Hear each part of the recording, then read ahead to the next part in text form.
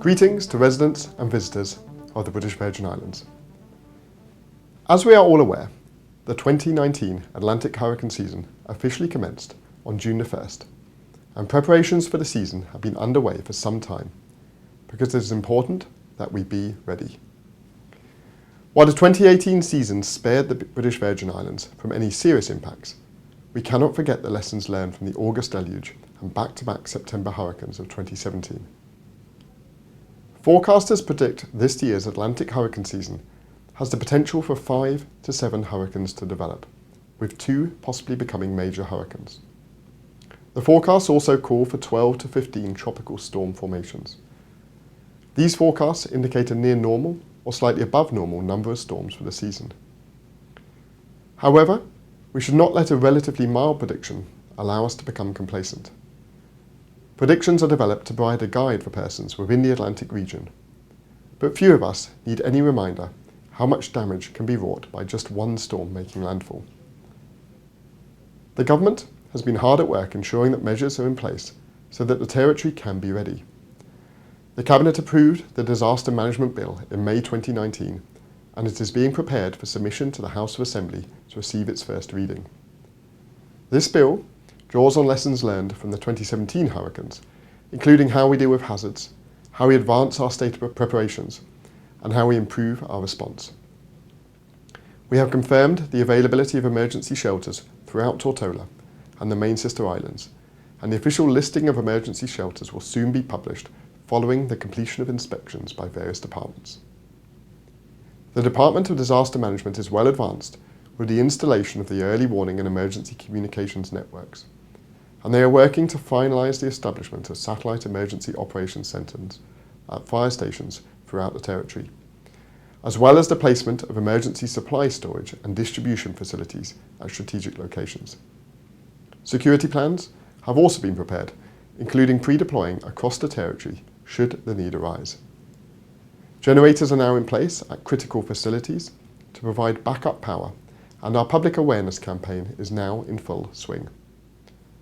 Our readiness plans are informed by the lessons of the most recent seasons.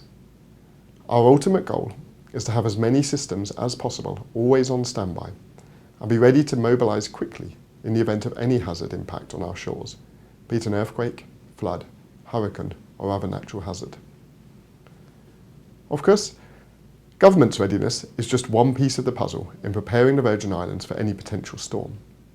All of us who live here have a part to play in making sure that each household and business in the territory can be ready for whatever this season might bring. Everyone should take advantage of the latest and most accurate information by monitoring communication channels utilised by the government.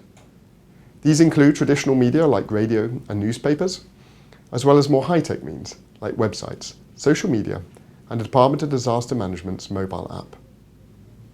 Awareness of coming weather systems is only one aspect to being ready. There are other concrete steps to take at home and at work to minimise potential damage or injury, and to help make sure the Virgin Islands can be resilient in the event of a hazard strike. Firstly, create your plan. Everyone in your family or business should know what will happen during an emergency and should have an evacuation plan in place in case the home or business is unsafe. Secondly, gather your supplies. Your personal hazard kit should include plenty of food and water for every person, battery-powered lights and a radio. Don't forget to include any medications and hygiene items like diapers, trash bags and hand sanitizer. Third, secure your space. Whether you own or rent your home, make sure it has adequate protection from strong wind and heavy rains. This means having secure shutters, appropriate gutters and drainage, and making sure all drainage paths and guts are clear and free of debris. It also means making sure that there aren't any loose items on or around the property that might pose a danger of being picked up by a strong wind. Companies and families alike should also ensure they have secured any critical documentation, such as prescriptions, travel documents, contact information for colleagues and loved ones, and insurance information. As we continue the rebuilding process, we must also ensure that we are safeguarding our properties by securing loose debris around those work sites. This is a good time to check on your insurance coverage, as well as to check roofs, windows, doors and cisterns. We may not have the power to stop hurricanes or change their paths, but we can all put measures in place to minimise the impact they have on us as individuals and as a territory. We can be ready. Thank you.